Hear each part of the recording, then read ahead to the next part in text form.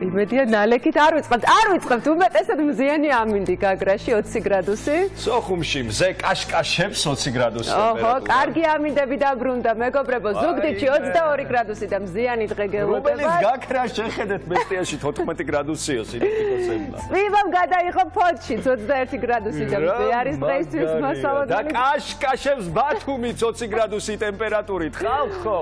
ოზურგეთში საკმაოდ მაღალია ტემპერატურა 22 გრადუსი, არანაირი ღრუბელი, ნალექი, არაფერი ეს არ იქნება. ქუთაისშიც იგივე 22 გრადუსი ტემპერატურა. ამბროლაურში 20 გრადუსი არის დღეისთვის და მზე მოსალოდნელი. ასევე მზე ახალციხეშიც და 20 გრადუსი გელით. წავედით უკვე ბორჯომისკენ ჰერი 16 გრადუსი და მზიანი ამინდი გელოდებათ. ბაკურიანში ჩამოცხა 13 გრადუსი ტემპერატურით. გორშიც მზიანი დღე 21 გრადუსი და მზე იკაშკაშებს მთელი დღის განმავლობაში. ცხინვალშიც უმეტესად მზიანი დღე და 18 გრადუსი. სტეფანწმინდაში 10 გრადუსი და მზე ასევე.